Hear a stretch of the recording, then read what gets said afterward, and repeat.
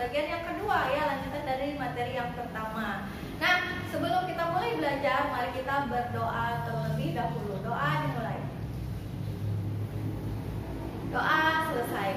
Nah, sekarang langsung kita mulai ya, yang mengenai bilangan bulat yang kedua. Di sini akan kita bahas untuk materi yang pertama mengenai pembagian.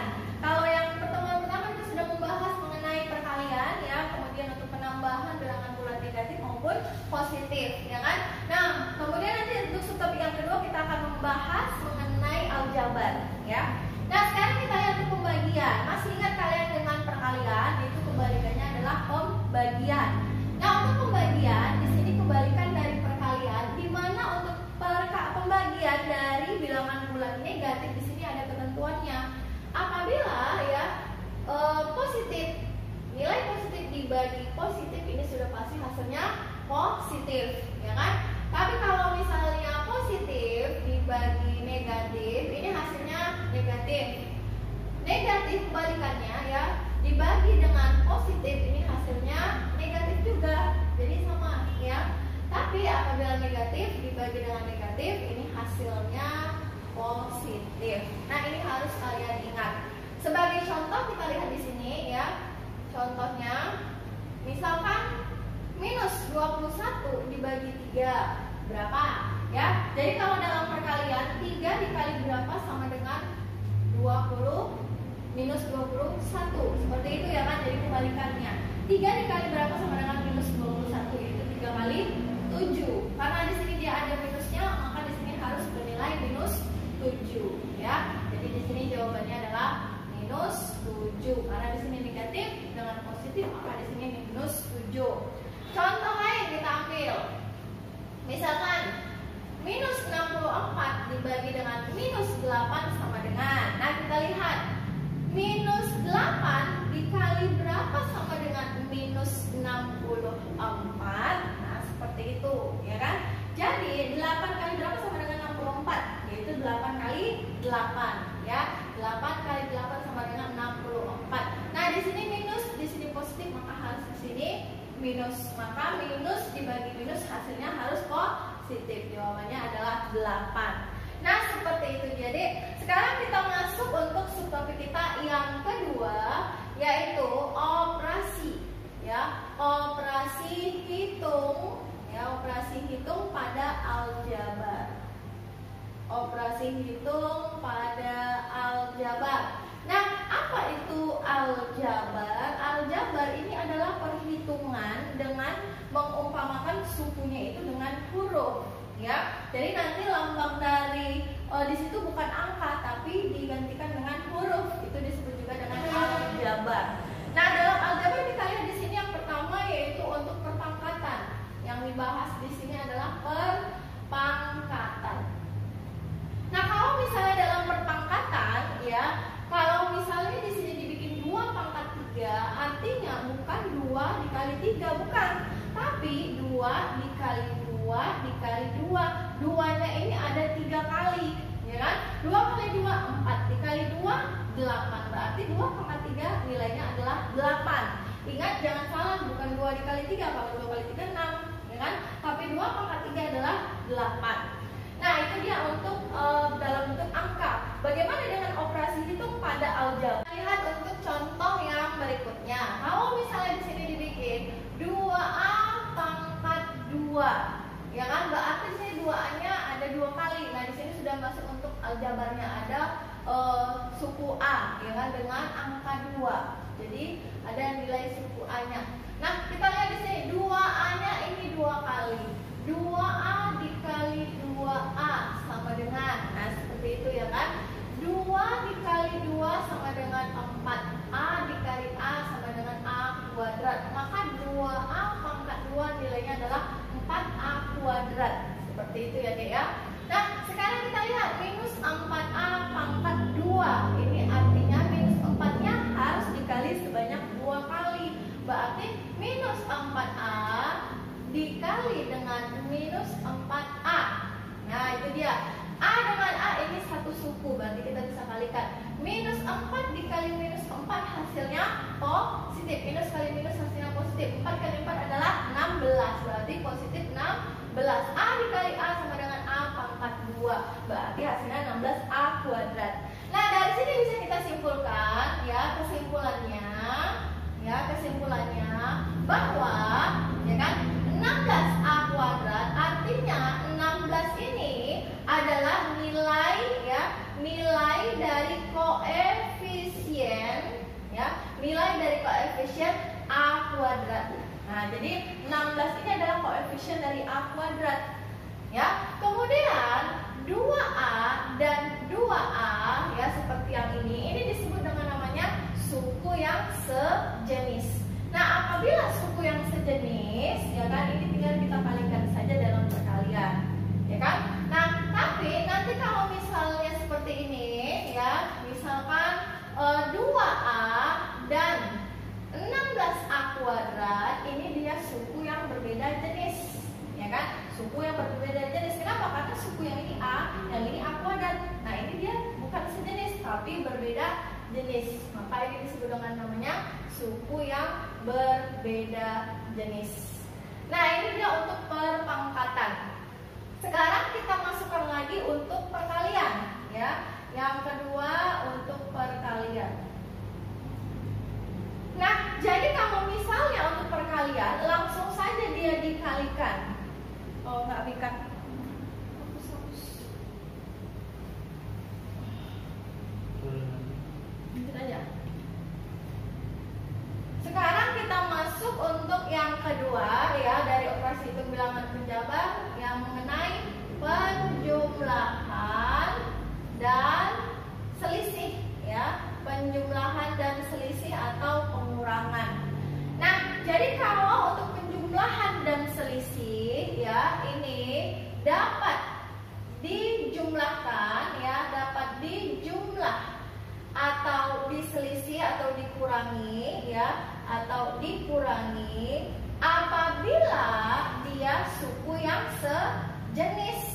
Nah, jadi harus suku yang sejenis baru bisa koefisiennya tadi dikurangi atau dijumlahkan. Nah, sebagai contoh, kita lihat di sini contoh. Misalkan saya bikin di sini contohnya ya, 2P ditambah 5P sama dengan, kita lihat P dengan P, maka di sini sukunya sejenis. Dengan seperti ini maka koefisien di depannya bisa kita jumlahkan. Berarti 2 tambah 5 sama dengan 7P. Seperti itu. Kemudian kalau misalnya saya bikin di sini 2A ditambah 3A kuadrat, apakah ini bisa dijumlahkan? Kita lihat sukunya ini dia sudah berbeda jenis, maka ini tidak bisa dijumlahkan. Hasilnya seperti itu saja, ya. Hasilnya hanya dalam bentuk soal itu saja. Kemudian contoh yang lain saya bikin 64X, ya kan? Dikurang 23X. Nah, ini bisa nggak dikurangi? Bisa, ya kan? Kita lihat di sini sama-sama suku sejenis X. Maka langsung saja kita kurang 64 dikurang 23. Berapa dia? Berapa? 41X.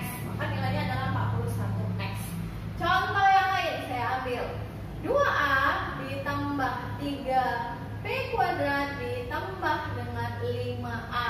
Nah, kalau sudah seperti ini, di sini ada berapa suku? Ya, kita lihat 2A, A suku A. Ada nggak yang sama dengan A? Ada yang ini. Maka suku yang sejenis ini bisa kita jumlahkan, tapi yang tidak sejenis ini tidak bisa kita jumlahkan. 2A ditambah 5A adalah 7A ditambah 3P kuadrat. Nah, jadi jawabannya di sini, ya. Oke, ini dia deh untuk penjumlahan dan selisih.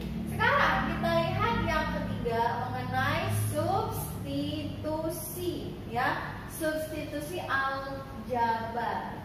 Ya, substitusi aljabar. Nah, substitusi adalah pergantian tempat, itu artinya. Misalkan di sini saya bikin contoh soalnya, ya kan? Contohnya, misalkan nilai A sama dengan -1, nilai B sama dengan 3, dan nilai C, ya, ini sama dengan 4 saya bikin.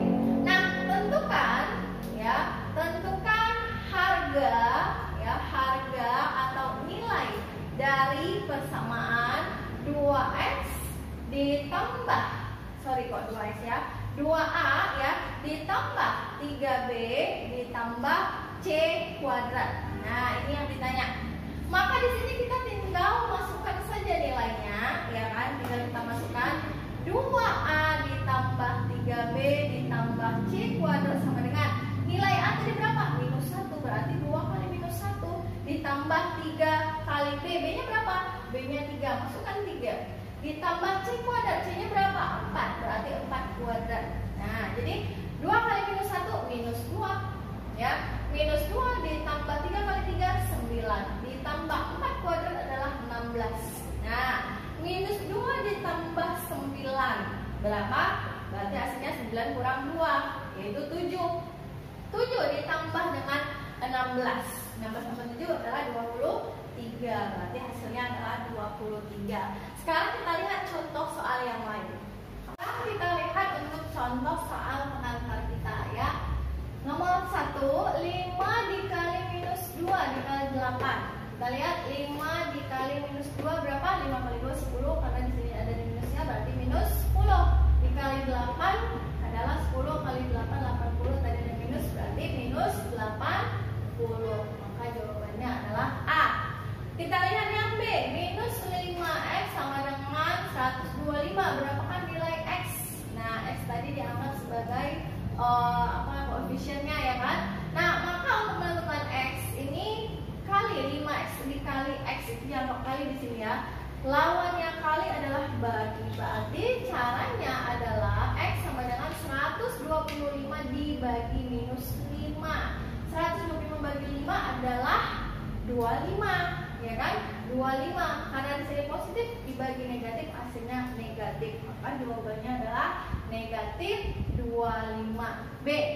Sekarang kita lihat nomor 3, 5M dikali 4M dikali 2 dikali N. Nah, di sini kita lihat M, M, N. Nah, ini tinggal kita kalikan saja. Kalau perkalian, koefisiennya ini dikalikan saja. Begitu juga dengan sukunya, kita kalikan saja. 3 kali 4, 12. Kali 2 adalah 24.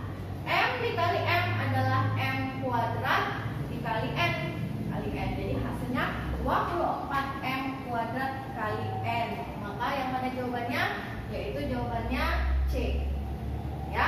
Sekarang kita lihat untuk nomor 4. Jika nilai A sama dengan 3, nilai B sama dengan minus 3, maka nilai 2A kuadrat dikali B ditambah 3AB pangkat 2 adalah, kita lihat di sini, 2A pangkat 2 dikali B ditambah 3AB kuadrat sama dengan, nah nilai A tadi adalah 3, tinggal kita masukkan 3. 2 dikali 3 pangkat 2 dikali B, nilai B adalah minus 3 kali minus 3 ditambah 3, nilai A tadi adalah 3 dikali 3 dikali B pangkat 2, nilai B tadi adalah minus 3 pangkat 2 sama dengan, nah sekarang kita tinggal jumlahkan. 3 pangkat 2 adalah 9. 9 dikali minus 3, 9 dikali minus 3 berapa? Yaitu minus 27. Berarti 2 kali minus 27 ditambah 3 kali 3 9 dikali minus 3 pangkat 2. Minus 3 pangkat 2 itu berarti minus 3 kali minus 3. Jawabannya adalah 3 kali 3 9. Minus kali minus adalah positif, berarti 9. Ya, sama dengan, kita lihat minus 27 kali 2 ini hasilnya harus minus. 27 kali 2 7 kali 2 14, 2 kali 2 4, 54 ditambah 9 kali 9 adalah 81. Berarti hasilnya minus 54 ditambah 81, berarti ini 81 kita kurangkan dengan 54. Berapa ini? Ya, hasilnya adalah lebih banyak yang mana? Yang positif ya. Ya kan? Lebih banyak yang positif, maka di sini hasilnya adalah 27. Jawabannya adalah C. Oke, demikian adik untuk pembahasan kita mengenai bilangan bulat yang kedua ini. Apabila ada materi yang kurang kalian pahami, silakan kalian tanyakan di ruang diskusi belajar kita. Tetap semangat, Master Ilmi, manjada wajada. Assalamualaikum warahmatullahi wabarakatuh.